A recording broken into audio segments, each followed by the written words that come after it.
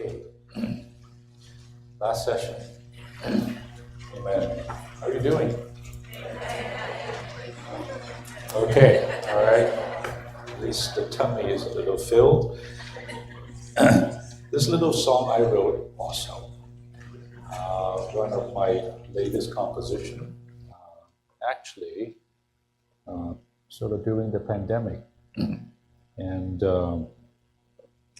always very moved by scriptures, and and you can see the scriptures on top on your song sheet.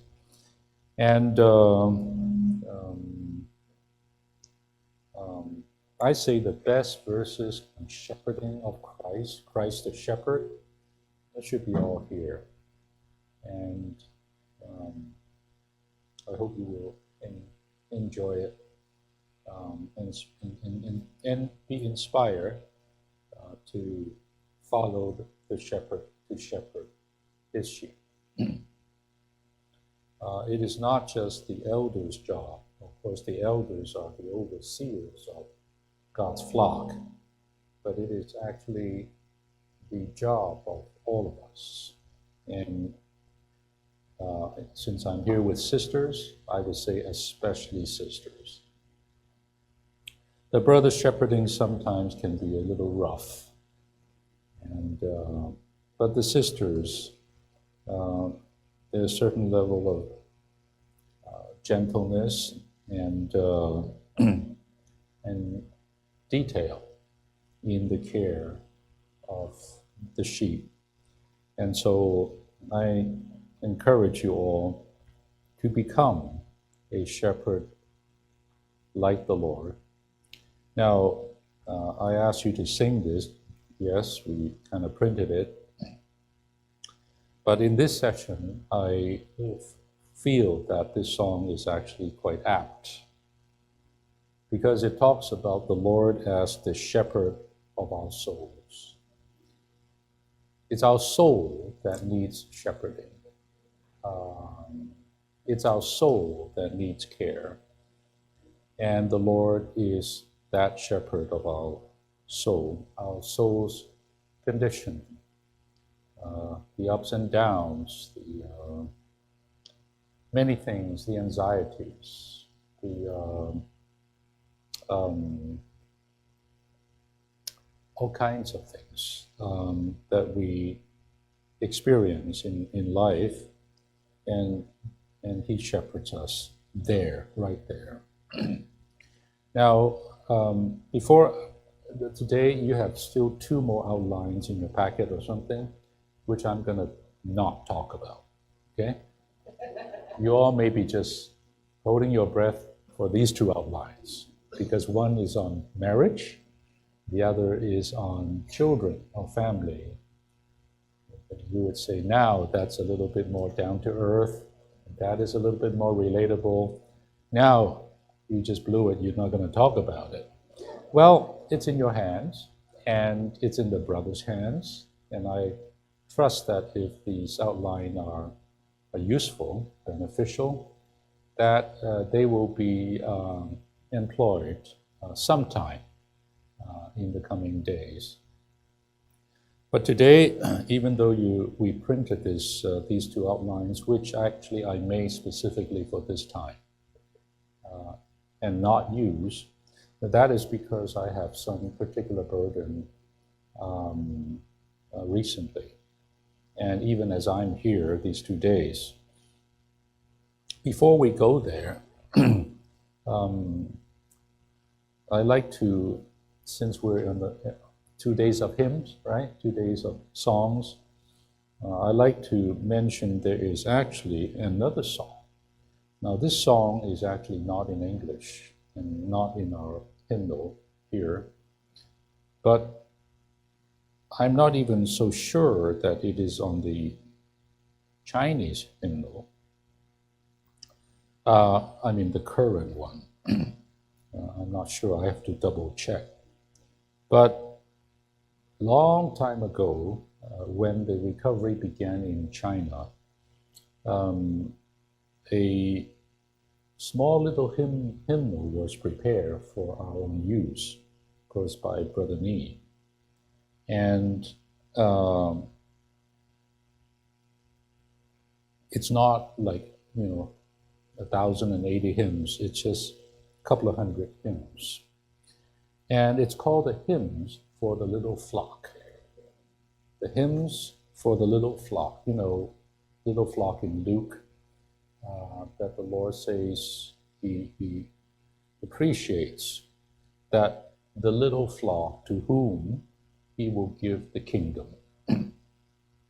And from the very beginning, somewhat learning from our brethren in the West, you may say we consider ourselves a little flock. We're not something grand, or our size is not huge. We are relatively unknown. Even to this day, the recovery is a little flock. But the kingdom is prepared for them. It's not how big we are, sisters, how popular we are. It's whether we are his true flock. And so this hymn appeared in that little first hymnal. And you may know or not, I think if you read the collected works of Witness Lee, you'll find Brother Lee's little testimony back in the 90s when he was aged and he was, shortly before his death.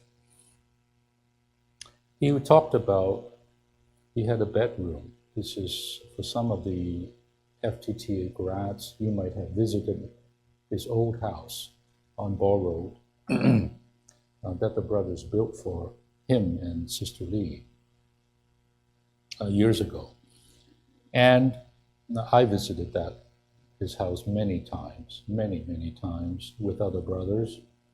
And I think later on after he passed away, the training, full-time training, would take trainees to visit his house, empty. I've been to his house, and not only to his house, but to see his bedroom. Initially, in his bedroom, there are some pictures, photographs, and so on there. And then, in the last years of his life, he removed many of those pictures. There's only two things left there. One is that rather famous picture, if you have that book called The Seer of the Divine Revelation, which is Brother Lee's biography of Brother Watchman Nee, The Seer of the Divine Revelation.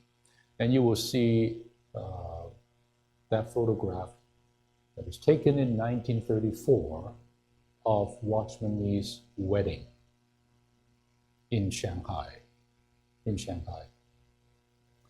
There would be Brother Lee here and his bride, Mrs. Nee. He's a tall guy, Watchman Nee, and he's just tower above everyone. And Witness Lee, Brother Lee, is a short guy, sort of like this. And you'll see that picture.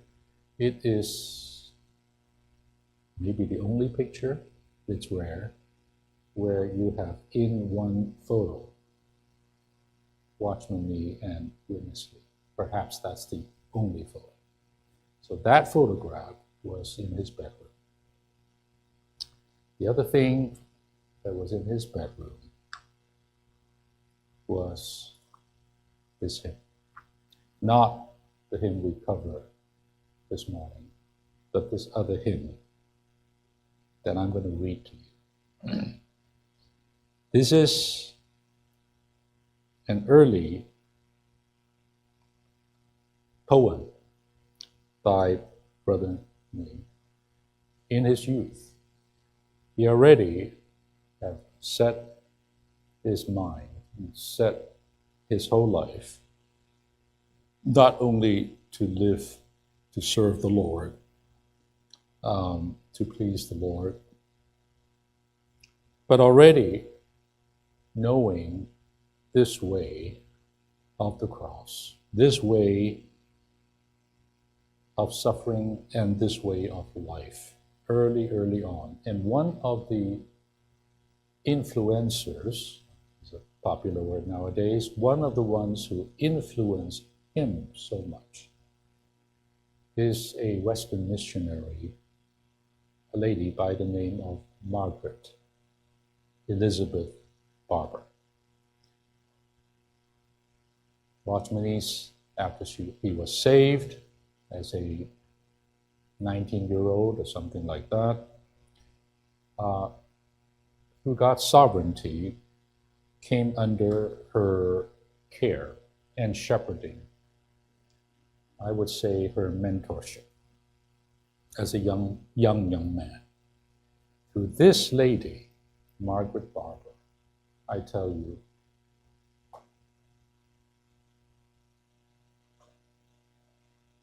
we have the recovery today. Sometimes I tell the saints, and this is just one man's opinion, that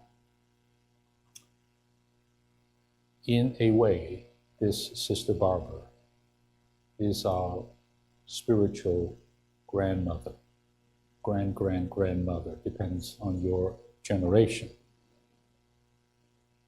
Because he was truly a spiritual mom or mother, mentor to Brother Watchman. At least in two ways, she helped Watchman, and I would say was responsible for how Watchman turned out to be such a minister of the age. One is the side of life, and so this lady, this sister, is exceedingly deep in the spiritual life. I won't get into her story. There is a little book that is put out by Chicago Bibles and Books. It's related to the church in Chicago.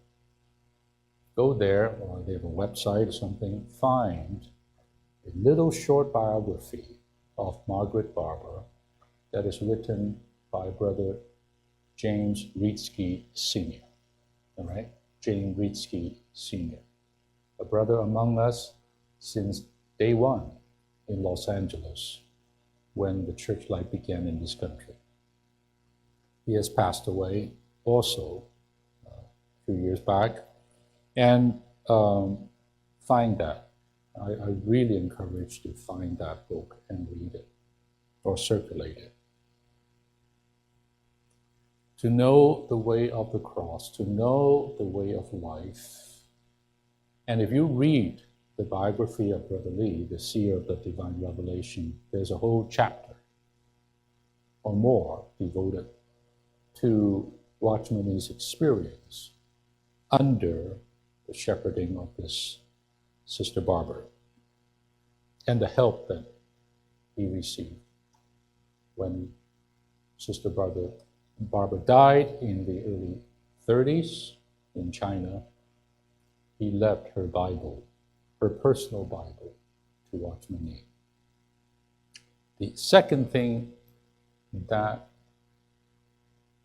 made Sister Barber instrumental in the start of the Lord's recovery, and I would say in many ways in the Lord's recovery being how it is today, was in the matter of the truth. It is through him that the best writings from the West, primarily from England in those days, were introduced to Brother Nee by the sister. Her mentor, this is Sister Barber's mentor, is one called D.M. Panton, a very, very famous Bible teacher, a very spiritual man in England. and she was helped by him. I wouldn't say a disciple, but discipled by him, and it was he who supported her after she left the mission that she belonged to and became her own with no support, nothing. And that brother would be the one who would support her, D.M. Panton. And today, if you go back to a magazine that D.M. Panton put out called Dawn, like the dawn of the day, Dawn magazine, you will find Sister Barbara's correspondence with Panton, mentioning, among others, Watchman Nee, a young man that she was helping or taking care of. Now here's this hymn I want to read. This is a young man in his early 20s. Okay, just think that way. For the sisters here, young sisters here, think for a moment. By the way, if you go to Collected Works of Watchman Nee, Volume 23, you'll find this hymn there. Page 324. So I'm giving you everything. Let me love and not be respected. Let me serve and not be rewarded. Let me labor and not be remembered. Let me suffer and not be regarded. 'Tis the pouring, not the drinking. 'Tis the breaking, not the keeping. A life of suffering to seek others' blessing, a life of loving and of true comfort giving. Not expecting pity or concern, not accepting solace or praise. Lonely, even forgotten. Wordless, even forsaken. Tears and blood for the righteous crown, my price shall be. Losing all, my cost for a faithful pilgrim's life. 'Twas the life, O Lord, that you chose to live in those days when on earth you walked, gladly suffering all injuries and loss, so that all might draw near and repose with you. I cannot see how much farther I shall go, still I press on, knowing there's no return. Let me learn, O Lord, that you are my reward. Let me be a blessing to others all my days. A young 20-something who wrote this. And I will tell you, that's how he lived until the very end. So, again, I just want to make my point here of the songs and the hymns that were written. You see, truth is truth. It is what it is. But when truth is experienced, realized, and set to song or set to poetry, this is not only truth in the sense of knowledge anymore. It is truth that has been partaken of, a truth that someone has entered into, a truth that has become experience, or knowledge that has become experience. So when you sing hymns like these, songs like this, what you touch is not only some points, some precious points even of the word. What you touch is life.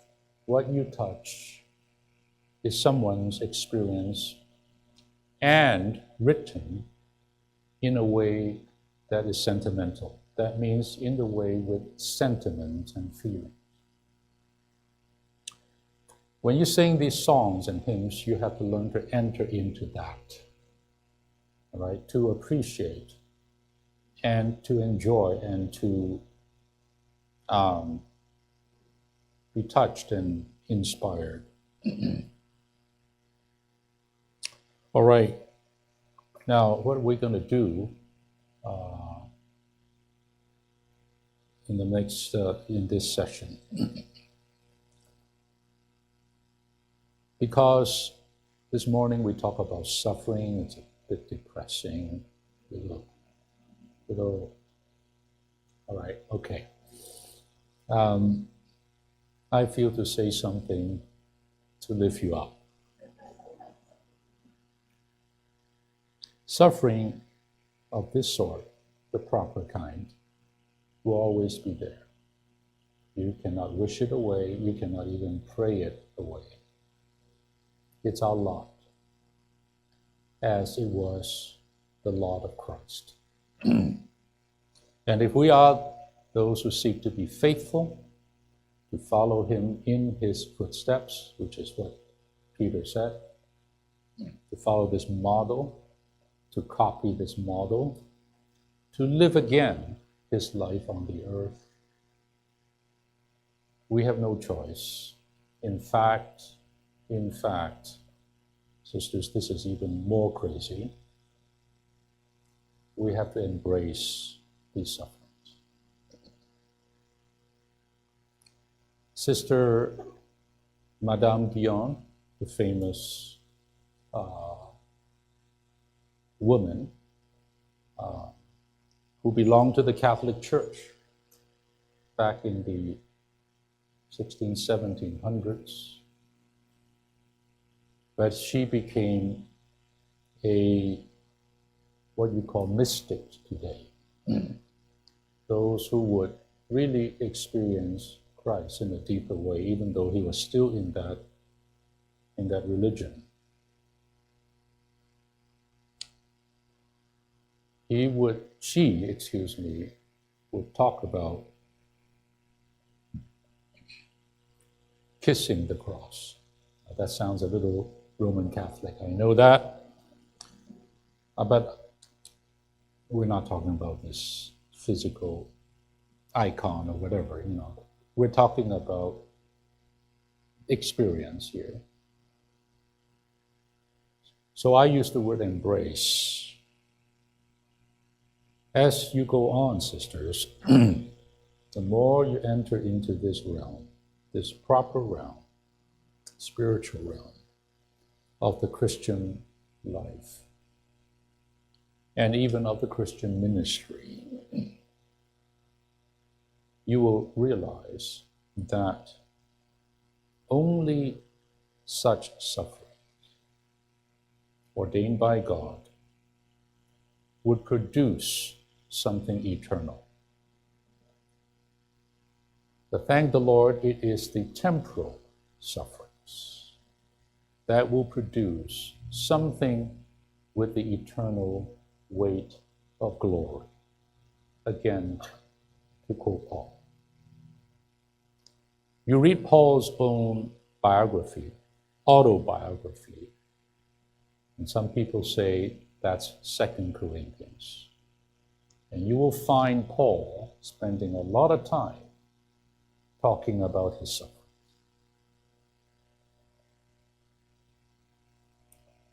In 1 Corinthians, he spoke a lot to deal with the myriads of problems of that not so good church in Corinth.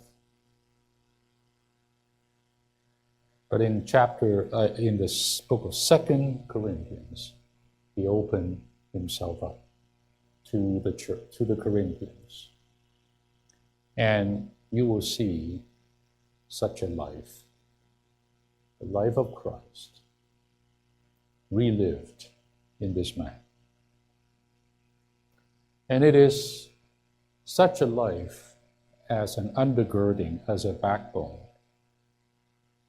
that allowed Paul to be such a minister of the ages, such a dispenser or provider of life. And now his writings being part of Scripture, still, right now, today, nourishing us and building up the Lord's church, his body.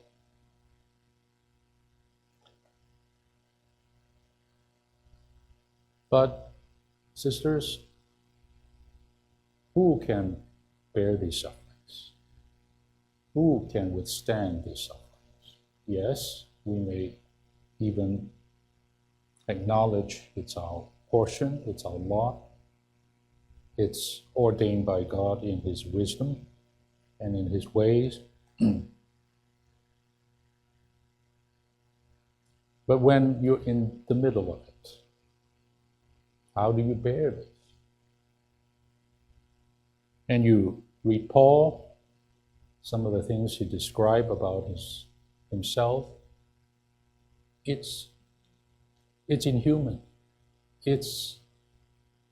No human being can just tough that out and grit the teeth and say, I'm a martyr, you know? It does not work. He said, I have this sentence of death in myself, Paul said. He said, this is it. I'm done. It's too much to bear. He and his co-workers have a sentence of death in themselves. That's how 2 Corinthians starts, that book. Death sentence. And so he said, it is in that they experience the God and Father of all comfort. That it is, in the end, the resurrection power, that divine power of resurrection in the apostles, that allowed them to pass through these sufferings, to withstand these sufferings, to endure these sufferings for Christ's sake and for the saints' sake, the church's sake. So I like to just say some words to you in a way of encouragement, how we can do the same. I have these few verses in Hebrews 4. Sorry, there's no outline. Maybe I can pass on an outline to you later on. Verses 14 through 16. So here, the writer says, having therefore, now listen, the writer of Hebrews, let's say it's Paul, was writing to these Jewish believers in diaspora. They're being dispersed all over the place, and they're also being persecuted for their faith, for their newfound faith. These are all Jews, by their own countrymen. And they are saying, what are you doing? Following this Jesus and becoming a Christian. Come back to your father's tradition. Come back to our community. Come back to the safe place. That's where you belong. Don't meet with them. Stay with us. This is your father's house. This is your blood people. So they were wavering. They were weary. They were struggling. They were having a hard time. They became weak.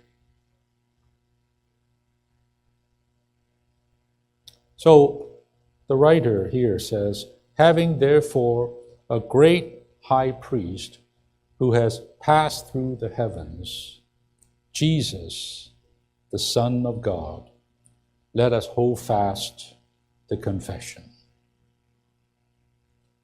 Verse 15, for we do not have a high priest who cannot be touched with the feeling of our weaknesses, but one who has been tempted in all respects like us, yet without sin.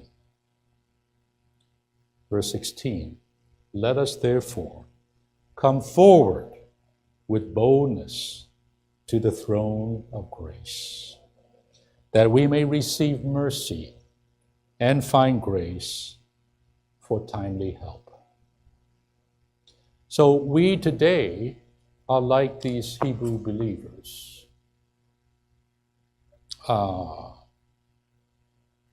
Sometimes, we're just here on this earth.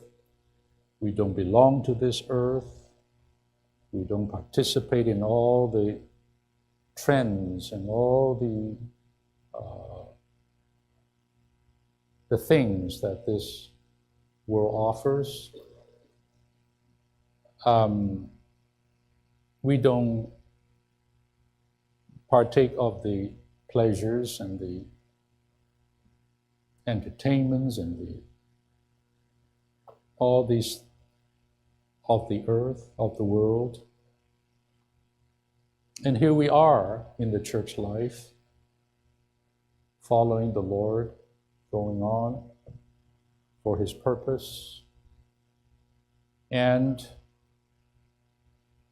still, things would buffet us. Difficulties, right? Adversities. All the things that life would throw at you. All the hardships of the different matters. And don't we often find ourselves being tossed, being weak, facing dire, impossible situations?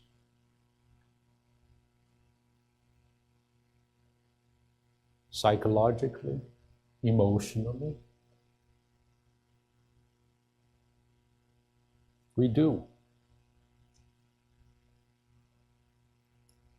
And yet we're here.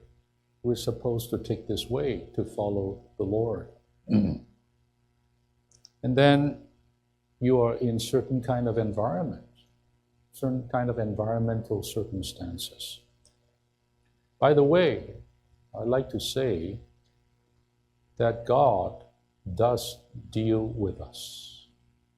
Oh, say, you said, my goodness, that's even more depressing. I thought God loved us, right? I thought God cares for us. You are telling us God deals with us. Well, not only I'm telling you God deals with you, I'll tell you God deals with all of us governmentally. Not because you make a big fat mistake, not because you sin, not because you recanted your faith, you denied Christ. No. It's just because you love the Lord. You want to go on with Him. You want to experience Him to the uttermost. You're pursuing Christ. Look at that daughter of Jerusalem in the Song of Songs. She was head over heels over her beloved. Kiss me, right? With the kisses of your mouth, etc., etc. What did her beloved do? There's a total of 8 chapters of Song of Songs. It's not all kisses, if you recall. There's a lot of other things, other places that the beloved led this lover of his to. That is not that pleasant. Because in her is still the flesh. In her is still her natural self. And as long as that is the case, Solomon could not marry this country girl. They are too different. How could a king marry a country girl, the only way is for that country girl to be a true princess or something. Do you see what I mean? There has to be a match. So that story of Song of Songs is a journey of someone who was like a horse of Pharaoh, right? Horses of Pharaoh, just wild and from Egypt and all that. But her destiny is to become Shulamite, the feminine form of Solomon. Now, how are you going to do that? I'll tell you, that's the Song of Songs. All the experiences that are necessary to deal with her flesh, to deal with that old creation that she's a part of, to deal with herself, her natural person, and to impart or dispense, is our word, his nature, his life into that country girl, so that by the end of that book, you have a totally different person. I'm sure the kisses are still there, but it's a different kind of kiss, I would dare say. Their relationship, their love relationship, after all, that's a love story, a romantic book, is not so outward, not just so emotional, not just so, touch and go. It has become deepened because she has gone through the process of transformation. And throughout, thank Brother Ni and thank Brother Lee, the absolutely wonderful interpretation of the Song of Songs, we realize it is through a lot of dealings of the cross that she, the lady, become transformed. So when we talk about here that governmental dealing, don't be spoofed by the word governmental, okay? Governmental, it just means in God's government, in God's administration, in God's plan. Certain things are ordained and necessary for our growth in life, for our transformation, for our partaking of his life and nature. In Hebrews chapter 12, it talks about what? It talks about anyone that the father does not deal with is a bastard. The father only deals with or disciplines the son that he loves. You have to realize all these dealings, all this experience of the cross is out from a heart, a place of love. And that's why some people who see this can kiss the cross, can embrace the environment and these sufferings. They know where it came from. And it says, this kind of, back to Hebrews 12, this kind of discipline, this kind of dealing that God would do in our lives with you and me is so that we can bear fruit, the peaceable fruit of righteousness, so that we can be partakers of his holiness. That means his nature.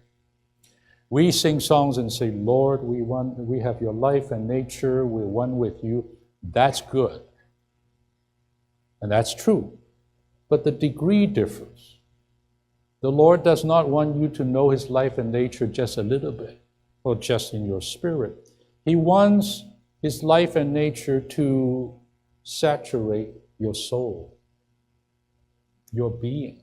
And for that, suffering is necessary. It's not to punish. It's not to destroy. That's the enemy's work. It's to edify. It's to transform. It's to build you up as a new creation in Him.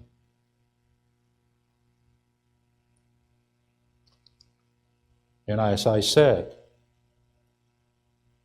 the other side is through all these experiences, we will become one who can give life to others. We can be a transmitter of this life. The last lessons that Watchman Nee learned, according to Witness Lee, the last lessons before he was in prison, are two things. Number one, the breaking of the outer man for the release of the spirit. And number two, the discipline of the Holy Spirit through environmental circumstances. Those are the two last lessons he learned, which he spoke a lot about in those last years. Today there's a famous book called The Breaking of the Outer Man and the Release of the Spirit, one of the first books after the normal Christian life that was printed in English. Those messages were given in a training called Cooling Training in 1948-49. And Brother Watchman Nee spoke about this lesson that he learned and passed it on to the trainees based on a very fresh experience of his, and that was the 6 years that he was set aside, which is immense suffering to a person like him. Look, just barely 4 years, 48 to 52, he was thrown into a dungeon. A maximum security prison, the most notorious place you incarcerate people in Shanghai. There, in this little cell, he spent most of his last 2 decades. Think about that for a while. How could he do it? I often ask. This is a normal human, a human being couldn't do that.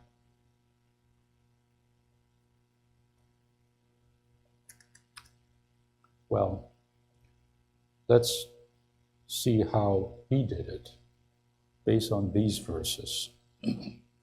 Okay, I'm not here again to expound these verses. I just want to highlight something here for us.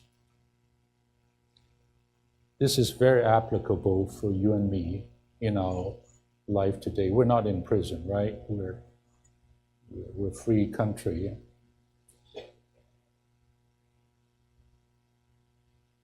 But we have weaknesses, and we go through many things in our lives under God's sovereign hand. But He provided to us a way. According to the book of Hebrews, these verses, the real Christian life is a life of constantly coming forward to the throne of grace. It's not just suffer and bear the cross. And yes, it's that. And the Lord said it. That's our fate. It will be there. But no, do not forget to come forward to this wonderful throne of grace. Which throne is in the heavens and also in our spirit. Very accessible, very there. It depends whether you will come forward or not. You know, by the way, every suffering, everything that we confront is another precious opportunity to come forward. Don't just kind of dismiss it, I hate it, I've had enough. Lord, thank you for another opportunity to be pressed to the throne of grace. Without this, Lord, this throne of grace would be just easy come, easy go. Not so dear, not so deep. But it takes all these things to pressure me, to force me, to know, to come to the throne of grace in a real way. Now, I said already, this is just basic. This throne is clearly the throne of God in heavens, but the throne of God, as it is generally known, is a throne of authority, isn't it? In this universe. But here, a very particular descriptor is used for the same throne. It's not the throne of authority, it's a throne of grace, where not only judgment and authority is dispensed, but grace is unleashed. Grace flows forth. It's just like the New Jerusalem, the throne of the Lamb God, out of which issues a river of water of life, in which grows the tree of life, to sustain that whole city, to satisfy the inhabitants or the parts of that city, to sustain it, to provide for it, to become its joy and happiness. All come from the throne. I tell you, this throne of grace in Hebrews 4 is consummated in Revelation 22. Same throne. Except this throne in Hebrews 4 is not for all men or even all believers. Only for those who would come forward. Let your Christian life and our church life be a life of constantly coming forward. Every minute, every day, and sometimes we become naughty. We forgot, so the Lord has to send something to remind us you can't do it by yourself. You're getting a little too confident. I'm going to remind you, you actually can do it. Even the tiniest little suffering, you say, ouch. You need me. You need my all-sufficient grace. I'm here. The throne is here. It's for those. So, sisters, come forward. It's there. The throne is there. You come forward. No matter what is happening. The worst thing happening in your life, come forward. This throne is a fulfillment of that propitiatory cover called the mercy seat, in the Old Testament, in the holy place on top of the ark, where blood is sprinkled and where God and man met. That's the throne. In what? In reality. The throne of grace here. This is the place, dear sisters, you can fellowship and commune and interact and make conversations with God, with the Lord. Something that you cannot tell any other person, including your spouse. You can tell the Lord. You can speak to Him. You can open your whole heart to Him, and He will open His whole heart to you.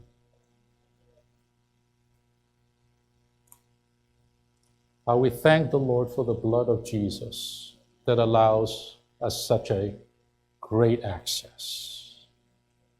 So even after you fail, you really did a bad one, you just guilt all over, shame throughout, you still have the blood of the Lamb. Take that blood and come forward to the throne again.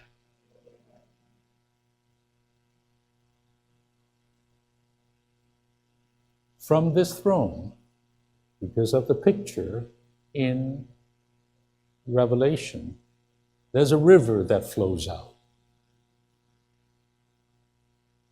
When you touch this throne, really, you touch the throne. There's a sign. You know it. You know what is that? You feel a flow. Outwardly, it's dark, it's windy, it's stormy, it's all of that. But inside, you sisters, you sense a flow. That's the throne of grace. And that flow is what will sustain you and help you to pass through these things, to even endure these sufferings which are necessary. Don't try to do it yourself. Someone is waiting. May I say this?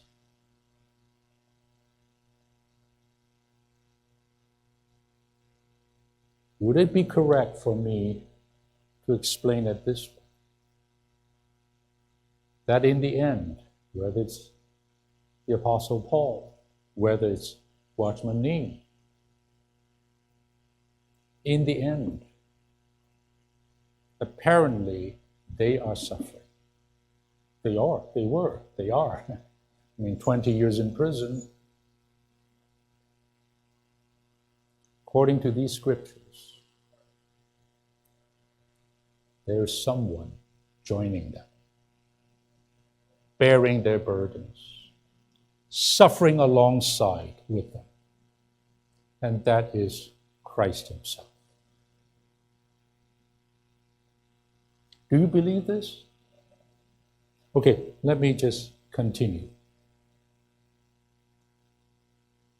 So, out of this marvelous sweet throne doesn't come judgment. There's only life that issue forth in the form of grace and mercy. Not to demand, but to supply. Not to require, but to help in a timely fashion. Now, today, it's easy to come to this throne of grace because this throne, as I said already, is in the holiest of all in our spirit. Don't you thank the Lord for your spirit that is now mingled with His spirit, making our spirit today that throne where He sits in, and from whence He dispenses His grace and mercy to us. Aren't you happy? Aren't you thankful? I know it's hard, but when you have this sight, this view, you will try not to just complain, murmur, kick, scream, whatever you do.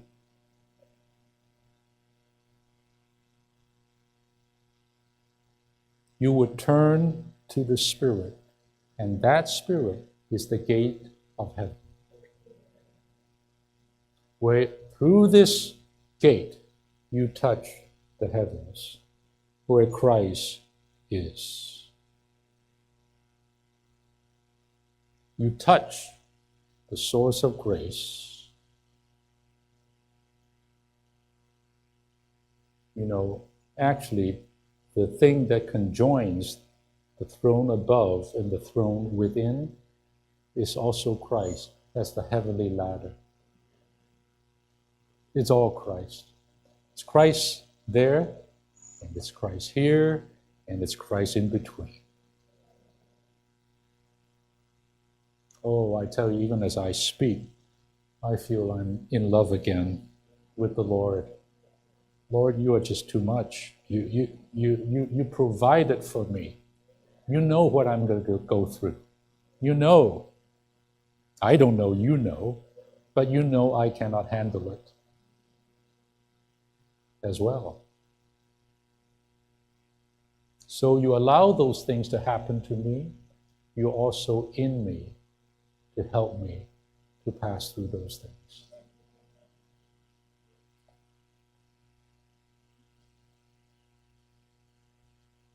Turn to the Spirit, sisters. Really deeply turn to the Spirit to touch the throne of grace. Let that river flow. Just let it flow. Let it supply you. Let it please you. Let it give you pleasure in times of pain. Let it sweeten you in times of sorrow.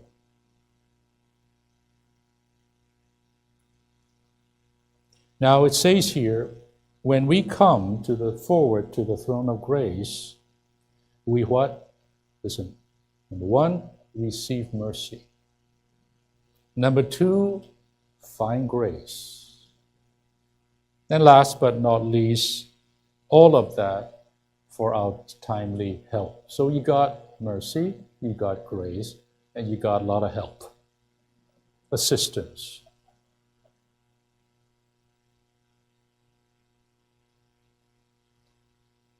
Whether it's God's mercy or God's grace, they all spring from His heart of love.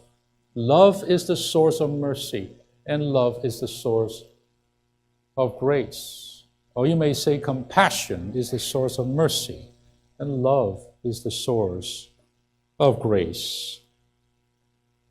There's a little difference. Mercy means when it's independent of your situation, your condition, just like that prodigal son. I mean, you agree with me, right? Just fairly speaking, he does not deserve a thing from his dad. Would you not agree with me? And he knew it. I mean, he'd blown it all. I mean, this whatever inheritance he took from his father, he just blown it in the worst possible kind of thing, living this low life, and then one day say, what am I doing eating pig's food here? When my dad is this millionaire or billionaire, whatever it is, so let me go back. I don't deserve a thing. If he can just put me in the pig house there and give me some better food, I'll be so happy. No idea that while he was squandering his life away, every day the dad was sitting at the front porch, gazing afar, looking for this prodigal. He had no idea. He had no idea. And he showed up, and from afar off, the father ran. You know, he ran. In the Bible, I think that's the only place that tells us God runs. He didn't shuffle there. He didn't just, take his good old time. He ran because he's been waiting. That's love. That's not just love. That's not even just grace. That's mercy. undeserved. You're in a bad situation and condition. Mercy reaches you. Mercy prevails. 'Tis mercy all, Wesley's famous hymn, immense and free, for oh my God has found out me. You were not looking for God, it's God who looked for you, waiting for you in our pitiful condition. So when His love reaches us beyond grace, that's mercy. When we come to the throne of grace, the first thing we do is what? We receive mercy. We don't deserve it, but it's here nevertheless for our enjoyment.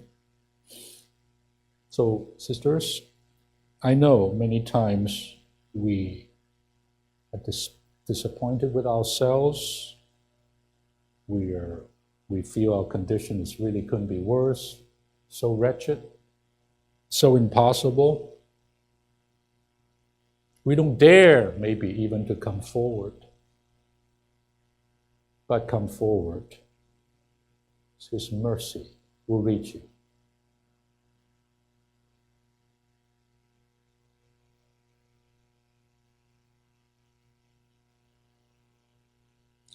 Grace, on the other hand, is simply Christ as our enjoyment. So, to find grace simply is to find Christ anew, afresh, as that resurrected, life-giving Spirit being given to us freely, without measure. That's grace. Grace has a feature, and that feature is abundance. Anything stingy, anything stinted, anything that is limited, by definition, is not grace. If grace comes, it comes like a river. Waves of grace. It says grace upon grace, upon grace, upon grace. Am I right? Rivers of grace, unlimited, abundant, multiply grace. Grace is especially, listen to this, grace is especially multiplied to us in our sufferings, in our limitations, in our weaknesses, in our poor condition.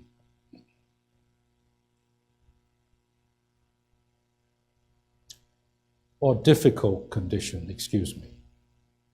Grace is Christ coming to you to do what you cannot do, to be what you cannot be. Grace is Christ coming to you to bear your burden in your suffering. You can't bear it. You tell the Lord you cannot bear it. You cannot take it. The Lord says, I will bear. That's why I'm here. That's why I'm in you, to be your burden bearer. The more burdens we have, therefore, it's safe to conclude, the more opportunities we have to experience grace. You know, people who never have hard times don't know grace that much, actually. It's those people who have been through the things, the hardships, the sufferings, they experience grace to the uttermost. 20 years in prison. I tell you, Watchman Nee must have been a man of grace. Or else how can you tolerate that? How do you endure that?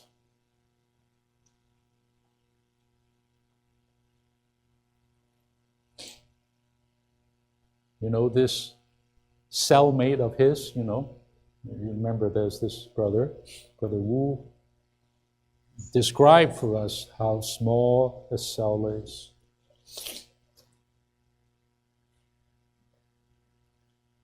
No Bible, no nothing.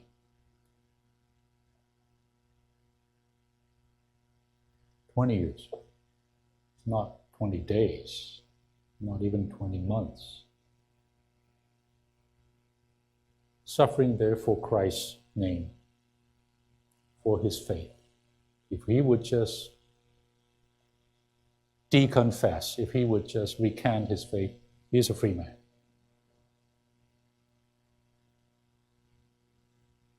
But for the Lord's sake, he suffered.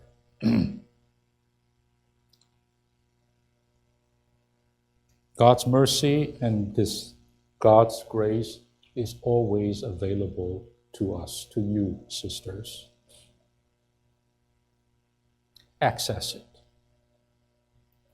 Access it. Come forward to it. How wonderful it is that in a church, in a local church, the saints know to do this. This is a sweet church. This is a fragrant church. This is a church in resurrection. You know, in Acts it says, some went to the church in Antioch, you know, the church in Antioch, and they witnessed the grace in that church. It's palpable. You can almost touch it, because the saints there, the people there, are all living a life before this throne.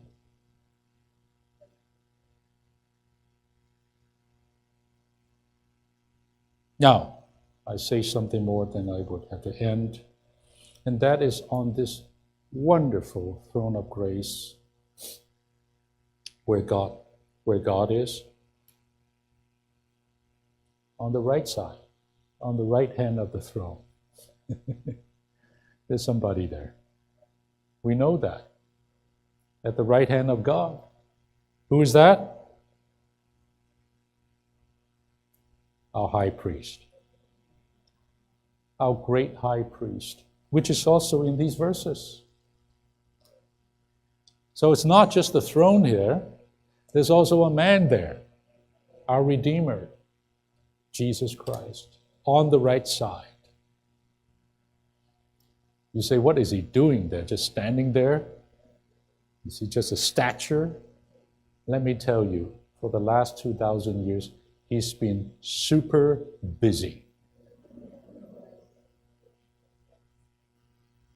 Because of you and me. Because he wants to save us to the uttermost. Because he's still building his church.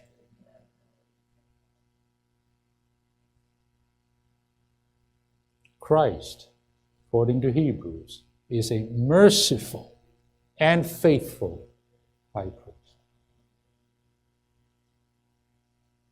Mercy, the part of mercy, refers to his human side. In his being a man, while his being faithful corresponds to him being God. So he's both divine and human. He's both faithful and merciful, and as such, he is qualified supremely to be that high priest who takes care of us, who succors us. Succors, you know the word succor is an old English word. It means to relieve you of pain, to relieve you of burdens by caring for you. The Lord became a man, lived on the earth, and he passed through all the human sufferings. You know, the Lord could have just been sent for straight to the cross, die for our sins, resurrected and gone. It's a 3-day project, 3-day expedition. No, it's 33 and a half years Why, you ask? Why? Because he needs those 33 and a half years to taste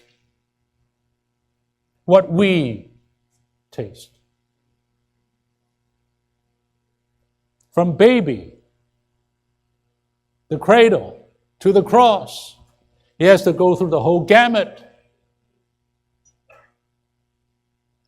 He's not just a savior outside of you by power, rescuing you from misery, rescuing you from perdition and hell and what have you. He put on himself the flesh without sin, but the flesh with its weaknesses, with its limitation, just like yours and mine. He must do that. And he went through, he went through 9 months in the womb.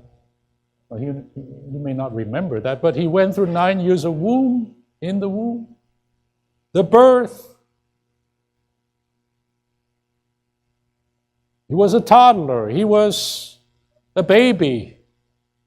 He was an adolescent. Live in a carpenter's home. Learn carpentry, I suppose.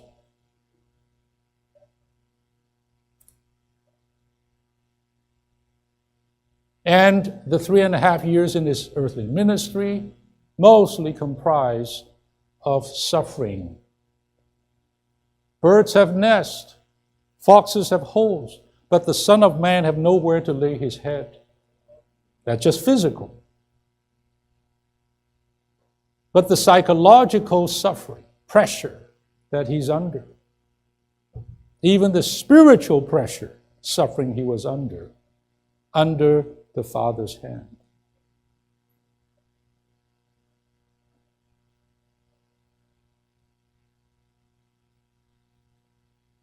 It says, Christ has been tried, tested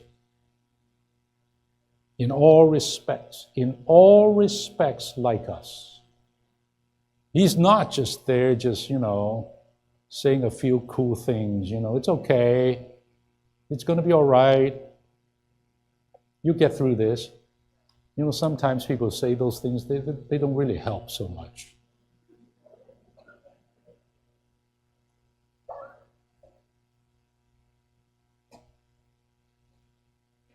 He passed through all those things. He tasted of our weaknesses. He was tempted in all respects like us.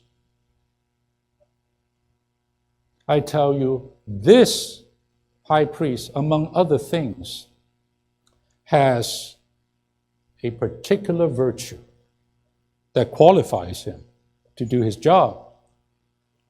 That virtue is the virtue of sympathy.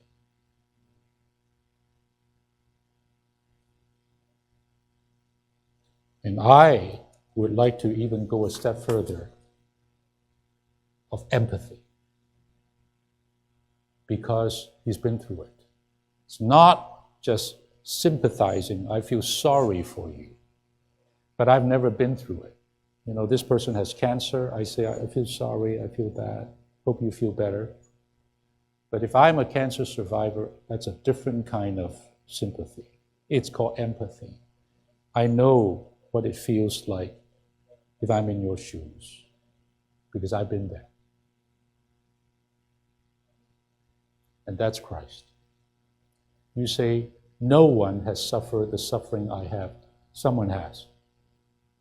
His name is Jesus. He knows exactly how you feel, because he's been through that. The sorrow you feel, he had that sorrow.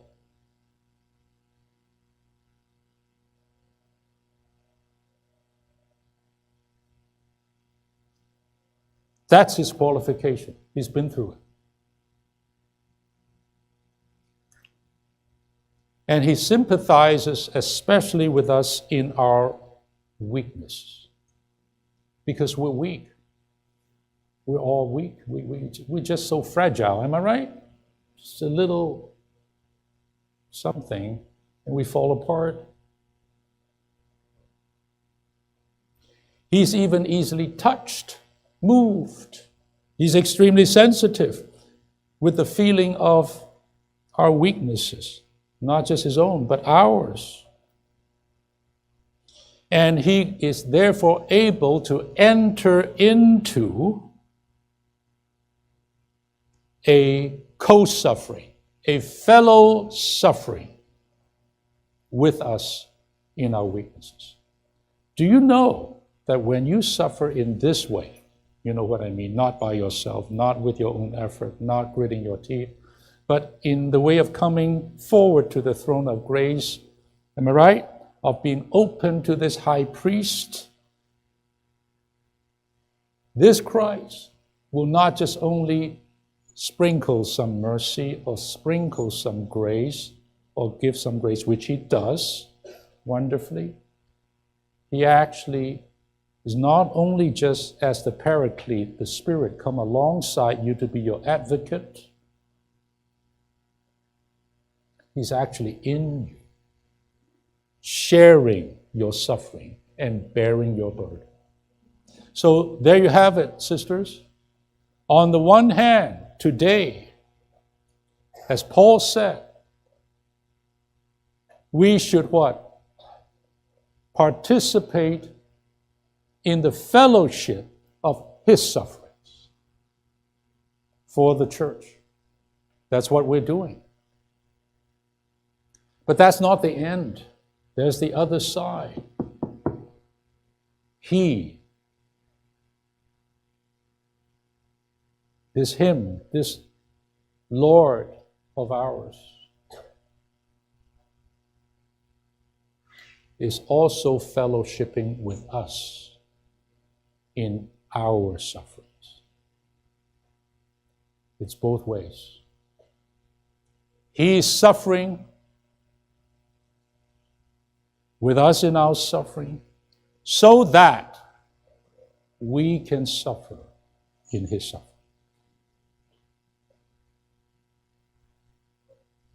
I don't know whether this is getting too complicated for you, but I think not. So you're not alone. As we suffer in this age, someone knows our weakness and can be touched by it and knows how to bear it and endure it. And he's doing it as that great high priest. All this, listen, all this is to save us all to the uttermost. Now, this great high priest is also doing something else for you and me. Because since his ascension to the right hand of God, he's been there interceding for you and for me. You don't even know how to pray for yourself sometimes, am I right? You gave up prayer because prayer is not working. Someone is praying, and he knows how to pray. And he, as the Spirit, will join us in our weakness. When we don't know what to pray, we can only groan, we can only shed tears, we can only weep. But the Spirit knows, and that is the indwelling Christ knows. Or rather, the Spirit. This Christ, it says, knows the mind of the Spirit.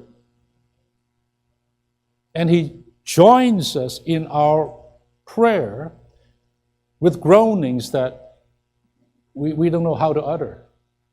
Don't you have that experience a lot of times? You just don't know what to pray. You have no words. You have not, everything's so artificial that you say.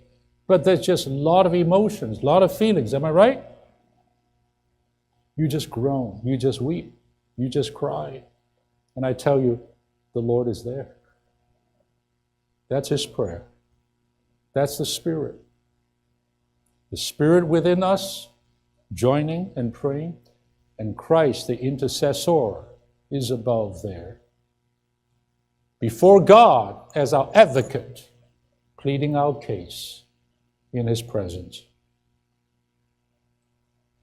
And it takes all this prayer, all this intercession by the high priest, and it takes the dispensing of mercy and grace that one day you and I will be saved to the uttermost. And in the process, today, in the church life, in this human life that we're still living in, we're able to overcome our environment, to endure the sufferings, and all these necessary all things.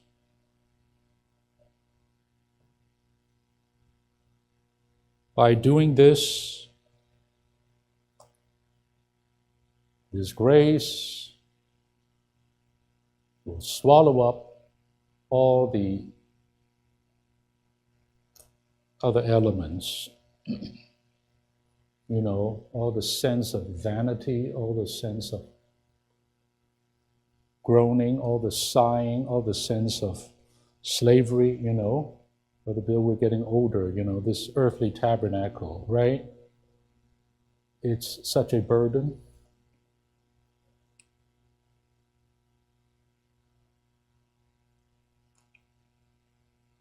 All these things, the Lord will save us through these things, from these things to the uttermost. Uttermost means completely, entirely, perfectly, to the very end for eternity. That's what he's doing. That's what he's doing today. He undertakes our case, and I tell you, each one is a hard case. Yeah? No? I'm a tough case. I admit it. And so's you. But this is a specialist for hard cases, in fact, of impossible cases. Otherwise, he would have quit praying a long time ago. He would have just banished us to hell a long time ago and forget about you. He's still praying. When you gave up, he's still praying. You say forget it, he's still transmitting the mercy and the grace on a moment-by-moment basis. This is the throne of grace, and this is our wonderful great high priest, according to the order of Melchizedek, dispensing wine and bread, even to those of us who fight, who serve, who are weary in our ministry. I experienced this, traveling, getting sick, doing this and that, weary, many nights, just tired out. Tell you, I come forward. Well, sisters, I hope this is uplifting to you, but I'm not saying this to make you feel good. I'm telling you the truth. So come forward. I stop here.